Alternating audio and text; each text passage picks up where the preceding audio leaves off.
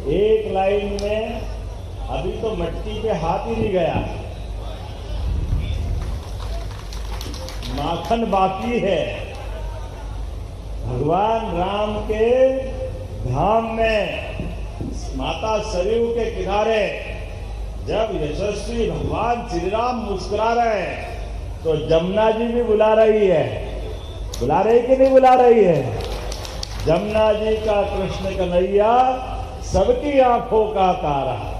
जब भगवान राम का आनंद आया है तो गोपाल कृष्ण का भी आना ही चाहिए। बोले गोपाल कृष्ण भगवान की।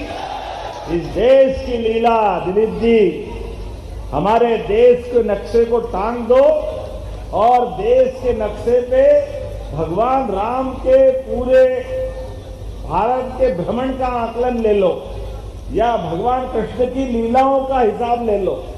एक उत्तर से दक्षिण गए, दूसरे भगवान कृष्ण पूरब से पश्चिम आए। पश्चिम में द्वारका, पूरब में आसाम के ऊपर तक। पूरे देश को जानना समझना है तो दो देवताओं की जय कर दो। बोला गोपाल कृष्ण भगवान के साथ राम कृष्ण भगवान की। ये राम और कृष्ण दोनों देवता का स्मरण कर लो। इसके बाहर हमारी कोई संस्कृति का अलग से स्मरण करने की आवश्यकता नहीं। दुनिया में कहीं घूमो, किसी देश में चले जाओ और आप अगर इतना कह दो आप कहां से आए ये बताने की जरूरत नहीं। आप ये कह दो हम भगवान राम और कृष्ण के देश से आए हैं, वो अपने आप समझ जाएंगे आप हिंदुस्तान से आए हो। अलग से कोई परिचय देने की जरूरत नहीं। दोनों देवताओं में अद्भुत समानता है। दोनों ने हर वर्ग की लड़ाई लड़ी।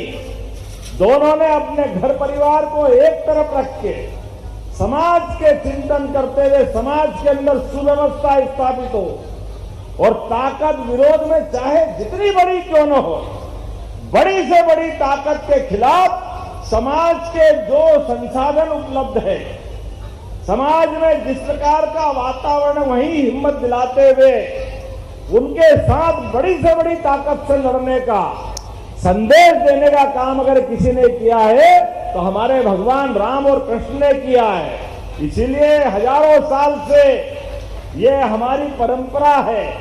आने वाली है नवरात्रि, रावण कितना ही अहंकारी क्यों न था, सोने की लंका, 10-10 दशानन पता नहीं क्या क्या था, लेकिन मती मारी गई नैतिकता के आधार पर। और ऐसे ही कंस के दरबार में क्या बात की कमी थी, किस बात की कमी थी, लेकिन कंस ने भी अत्याचार की सीमाओं को उल्लंघन कर दिया।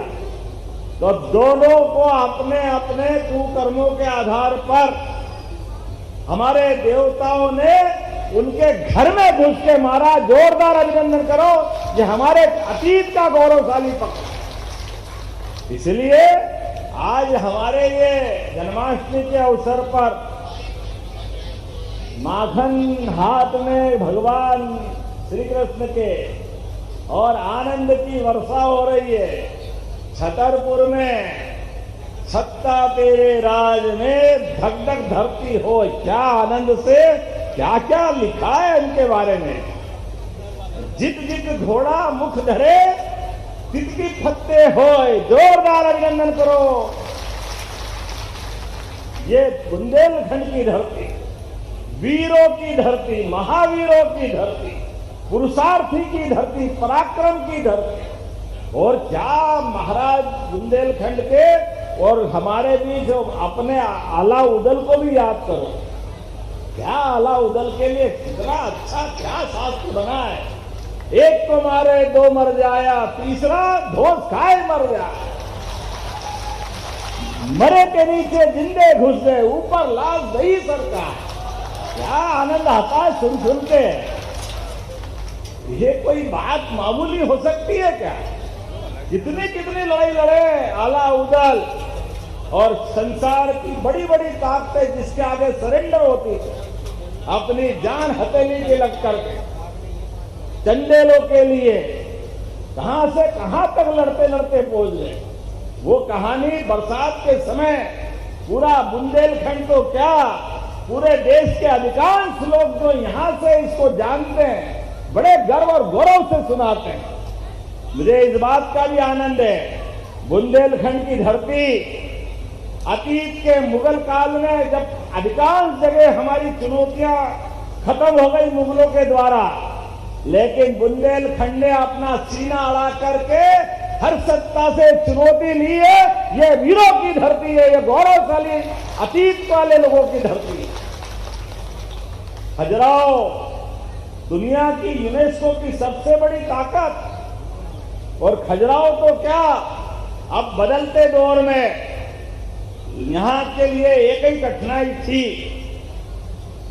वीर तो इतने कि जान की बाजी लगाने के लिए जैसे एक के आगे 10-10 खड़े रहते थे, इसलिए अपनी वीरता की धाक तो दुनिया में बनाई, लेकिन प्रकृति की मार के कारण से परमात्मा की लीला है। किसी और धरती में जमीन को नीचे से पोला करो तो मिट्टी निकलेगी, चट्टान निकलेगी, पानी निकलेगा, लेकिन हीरा तो बुंदेलखंड में ही निकलता है, ये और कहीं नहीं मिलता। और पन्ना के शेर, और जंगल में पन्ना के शेर और शहर में बुंदेलखंड शेर कम नहीं पड़ते हैं। अपने अपने प्रकार से अतीत के उस गौरवशाली अतीत को याद करते हुए कई सारी बातें मैं कह सकता हूं, लेकिन आज थोड़ी समय की भी कमी है। आज सवेरे हमारी सरकार बनने के बाद यशस्वी प्रधानमंत्री के लिए जोरदार अभिनंदन करो श्रीमान नरेंद्र मोदी जी के लिए। हमारी साध्वी उमा भारती जी के लिए भी जोरदार अभिनंदन करें। लगभग 20-25 साल पहले से केन बेतवा नदी जोड़ो अभियान का संकल्प उमा जी ने लिया था, और भारत रत्न अटल बिहारी वाजपेयी जी का भी अभिनंदन कर रहे हैं आप। अटल जी का भी क्या जीवन था, क्या सरकार चलाई उनने, और क्या सब प्रकार से विचार करते थे। उन्होंने कहा बुंदेलखंड की धरती को अगर हमको सरसब्ज करना है, किसानों की जिंदगी बेहतर बनाना है, यहाँ का पलायन रोकना है, युवाओं को काम देना है, तो नदी जोड़ो अभियान आना चाहिए। नदी जोड़ो अभियान, केन बेतवा नदी जोड़ो अभियान से हमारा बुंदेलखंड मध्य प्रदेश वाला और उत्तरी यूपी वाला भी, दोनों के लिए पानी का इंतजाम अगर करना है तो केन बेतवा जोड़ दो। बड़े दुर्भाग्य के साथ कहना पड़ेगा, पता नहीं कांग्रेस पार्टी का जन्म किस घड़ी में हुआ, जब भी करते उल्टा ही करते, सीधा होता ही नहीं उनसे। ये नदी जोड़ो अभियान की जब बात आई तो कांग्रेस के लोगों ने आंदोलन कर दिया, हाई कोर्ट, सुप्रीम कोर्ट, नहीं नदी से नदी नहीं जोड़ना चाहिए। अरे लोग भूखे मर रहे हैं, किसान का खेत प्यासा है, उसके पास मेहनत के अपने हाथ हैं, और खेत को क्या चाहिए। हमने पारस नहीं देखा कि वो सोना बनाता है, पारस लोहे से छुआ दो तो सोना हो जाता है, लेकिन ये तो पक्की बात है, सूखे खेत में पानी फेर दो फसल सोने की हो जाती है, ये पक्की बात। किसानों की प्रतिभा के बलबूते पर आज से 25 साल पहले भी पानी आ सकता था, लेकिन दुर्भाग्य के साथ केन बेतवा नदी जोड़ो अभियान चलने नहीं दिया।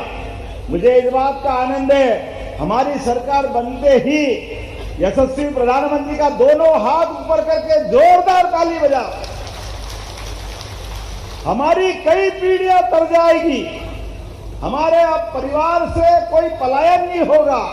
और आप सबसे भी हाथ जोड़ के निवेदन है, माननीय प्रधानमंत्री ने जो आशीर्वाद दिया है केन बेतवा नदी जोड़ो का, अब अपने को कोई आदमी जमीन बेचने की जरूरत मत करना, कोई गांव का घर बेचने मत जाना।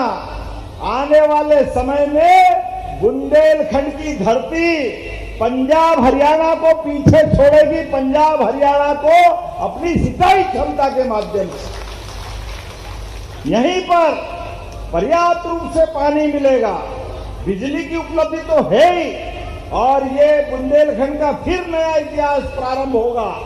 और केवल खेती नहीं, अब तो हमने अलग अलग बहुत सारे काम चालू किए हैं पर्यटन को बढ़ावा देने के लिए। आज चंबल, ग्वालियर और सागर संभाग के तीनों संभाग के मिलाकर के अलग अलग प्रकार के उद्योगों के लिए आजकल तो पर्यटन भी उद्योग की तरह है। एक पर्यटन की इकाई आती है, एक होटल खुलती है, 150 लोगों को उसमें रोजगार मिलता है। 3,500 करोड़ के प्रस्ताव आए, जोरदार अभिनंदन करो। 3,500 करोड़। ये बदलते दौर का अपना समय है। अब हमने अलग अलग एक एक छोटे छोटे स्थान पर भी सभी प्रकार के रोजगार के साधन बढ़ाने का अभियान चलाया हुआ है। इसीलिए पर्यटन के लिए भी, और मैं जब शिक्षा मंत्री आया था, बहन हमारी बोल रही थी ललिता जी, जब मैं यहाँ शिक्षा मंत्री बन के आया तो छतरपुर विश्वविद्यालय की बात आई और विश्वविद्यालय में हमारे ये पटेरिया जी और कई लोग साथ थे, दीदी भी थी। इनने कहा कि वो विश्वविद्यालय, मुझे लगता काफी लोग थे, अपन सभी थे, और इनने कहा वो एक कमरे का कुलपति का एक कमरा और उसमें एक चपरासी और कोई था ही नहीं। विश्वविद्यालय चल रहा कई साल से, इसका भवन बनवा दो। मैं महाराजा महाविद्यालय में बैठा था, मैंने कहा कि भाई अगर विश्वविद्यालय बनाना है, वास्तव में अगर छतरपुर को गौरव दिलाना है, महाराजा छत्रसाल के नाम पर स्थापित विश्वविद्यालय छोटा कैसे हो सकता है? उसी दिन उसी समय घोषणा करके उस महाविद्यालय को ही हमने विश्वविद्यालय का नामकरण दिया था। तब कई कांग्रेस के लोगों ने आंदोलन किया, हमारा महाराजा कॉलेज चला गया, विश्वविद्यालय कहाँ ये बना दिया, बेवकूफ बना रहे हैं, ये गलत बात है। जाने क्या क्या किया था। हमने कहा भाई नया विश्वविद्यालय खोलना है, नया जिला बनता है तो जो बिल्डिंग उपलब्ध है उसी में तो जिला बनता है, बाद में कलेक्ट्रेट बन जाता है। जो हमने कहा वो करके दिखाया, नया विश्वविद्यालय भवन बन रहा है। जोरदार अभिनंदन करो अपने इस विश्वविद्यालय के लिए, नई पीढ़ी के लिए। हमारे द्वारा कही गई एक एक बात कभी कोई खाली जाने वाली नहीं। ये यशस्वी प्रधानमंत्री के नेतृत्व वाली विश्व की सबसे बड़ी पार्टी की, भारतीय जनता पार्टी की सरकारें हैं, जो कहते वो करके दिखाते हैं। भगवान कृष्ण को लेकर के जब हमने कहा कि जो मथुरा का महत्व है, जो द्वारका का महत्व है, गोकुल और वृंदावन का महत्व है, तो हमारे मध्य प्रदेश में भी भगवान की कई इतिहास की जगह जुड़ी हुई कि नहीं जुड़ी हुई?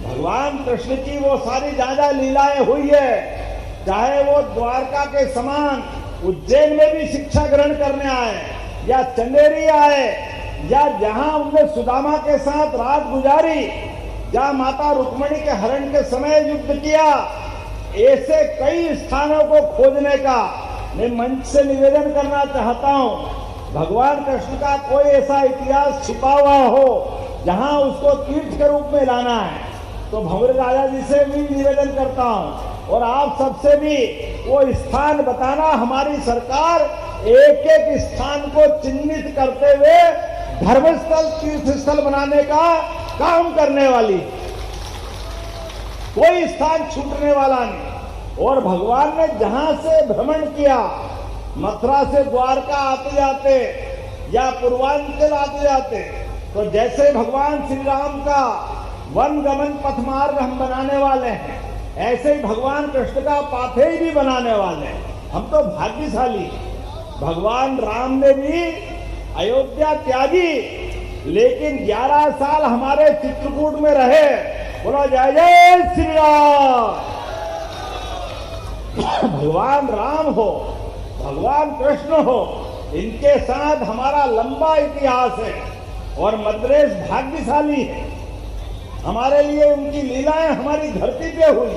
और अब तो और जिनके घर गाय वो गोपाल, और जो गाय पाले और भगवान कृष्ण की भी जयकार करे वो घर घर गोपाल कृष्ण। बोले गोपाल कृष्ण भगवान की।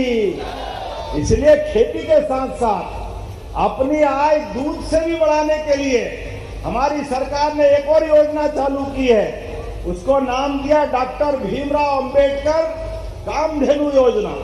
25 गाय माता आप अगर लाके पालते हो लगभग 42 लाख की लागत से, तो 10 लाख रुपया सरकार आपको माफ करने वाली है। जोरदार अभिनंदन करो हमारी इस योजना के लिए।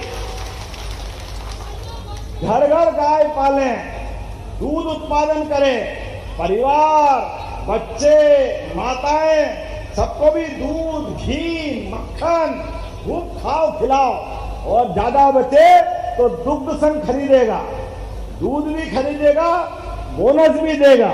ऐसे कई प्रकार के काम हमारी सरकार ने चालू किए।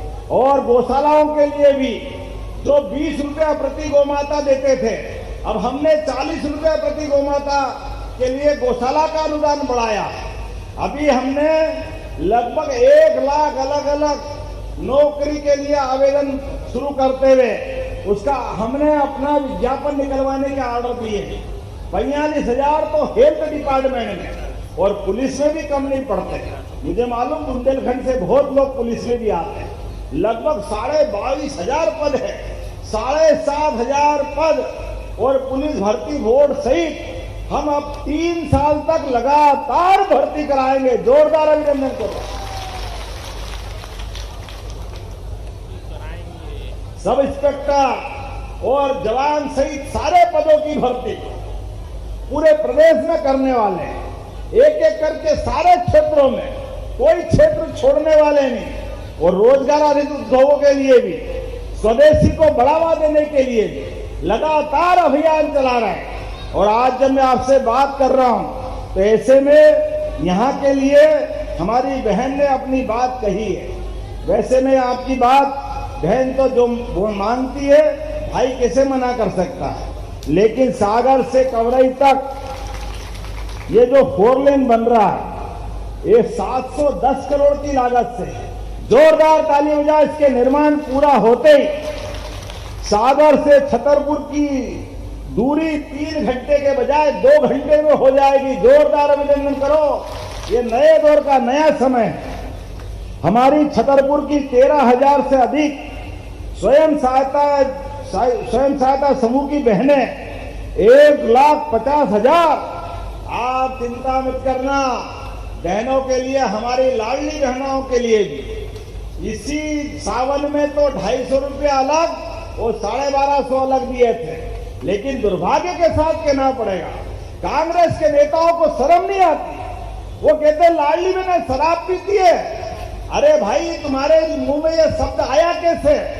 ये बहनों के प्रति दुष्प्रचार कांग्रेस को बहुत महंगा पड़ेगा। कांग्रेसियों, तुम्हारे इन्हीं कर्मों के कारण तुम्हारी हालत खराब हुई है। कांग्रेस के लोगों की दृष्टि, कभी बड़े नेता कोई बहन को, महिला को पता नहीं क्या क्या बोलते थे, शब्द बोलने में शर्म आती, लेकिन ये बेईमान मानते नहीं है। इनके कर्म इन तक रहने दो। भैया दूज पे मैं 1,500 रुपया महीना हमारी सरकार के माध्यम से देने वाला हूं बहनों के लिए भी। हमारी सरकार बहनों के लिए और नए नए काम कर रही है।